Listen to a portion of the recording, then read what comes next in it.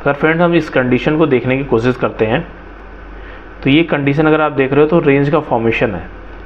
ज़रूरी नहीं कि आप डेली ट्रेड करें, लेकिन जब तक क्लियर मूव ना रहे आइदर हायर साइड और डाउन साइड, ये डिपेंड करता है मार्केट कंडीशन पे।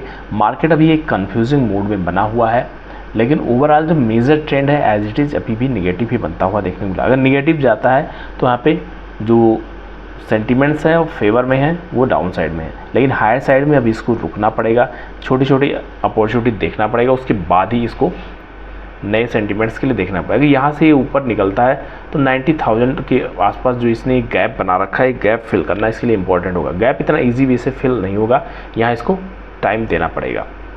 जैसा मेरा अभी तक का यहाँ पे एक्सपोजर है जो मैंने चार्ट पैटर्न को देखा है, अगर इन सभी कंडीशन को आप देखते हैं तो 4 आवर सेटअप में अगर हम ट्रेंड देखने की कोशिश करते हैं, 4 आवर सेटअप में अभी एक ही कैंडल बनती हुई देखने को मिलेगी, क्योंकि एक ही कैंडल का फॉर्मेशन हुआ है। अब ये कैंडल जितनी छोटी आपको दिखाई पड़ रही है, 5 बजे की ओपनिंग हुई है, 9 बजे तक ये कैंडल का फॉर्मेशन रहेगा, 4 घंटे की जो कैंडल रहेगी। अगर इस कैंडल को आप देखते हो तो ये एक ऐसा रेंज बना रही है कि हायर साइड का जो इसने फॉर्मेशन किया है लगभग 89,250 तक का लेवल लगाया, जो हमारे रेजिस्टेंस जोन है यहाँ पे 384 तक का लेवल है, उसके नीचे अब ये फिलहाल के लिए ऐसे स्प्रिंग टाइप की कैंडल बना, मतलब ये यहाँ पे रेंज का फॉर्मेशन करने वाला है। इस रेंज पे और टाइम बिताने दीजिए, अगर टाइम बिता लेता है, ब्रेकआउट नहीं करता है, फिर हमें एक बड़े ट्रेंड के लिए रेडी रहना पड़ेगा आने वाले दिनों के लिए, तो ये इंपॉर्टेंट है। यहाँ पे बेस जो इसने यहाँ पे बनाया है, अगर आप कॉमेक्स में देखते हैं तो उसने आज दोबारा से एक नया बेस बनाने की कोशिश किया है, तो वो भी एक इम्पॉर्टेंट है। फिलहाल आज का ट्रेड अगर आप लेने की प्लान कर रहे हैं तो बहुत ही केयरफुल होकर प्लान करिए, अदरवाइज मार्केट को जस्ट वॉच करिए नए मूवमेंट के लिए। जब ये फर्दर डिसाइड करेगा तभी यहाँ पे आपको मूव होता हुआ देखने को मिलेगा। अब दूसरी कंडीशन यहाँ पे फ्रेंड्स अगर आप देखते हैं तो ओपनिंग होने के बाद में ओवरऑल जो वॉलेटिलिटी रही है काफ़ी हद तक बनी हुई है।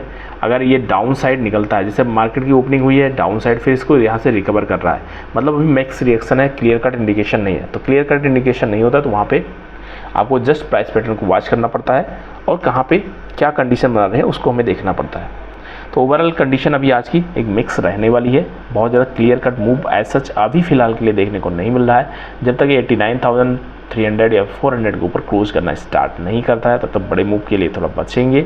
और फिर डाउन साइड के लिए अगर मार्केट में इसको निकलना है तो इसको 88,000 के नीचे निकलना पड़ेगा। अगर 88,000 से लेकर 89,000 के बीच में ट्रेड करता है तो छोटी छोटी 200-400 पॉइंट की कैंडल में क्लोज करने की कोशिश करेगा। ओवरऑल कंडीशन जैसी रहेगी मैं आपके साथ ज़रूर शेयर करूँगा। मिलते हैं फ्रेंड्स नेक्स्ट वीडियो में। Happy trading and happy learning.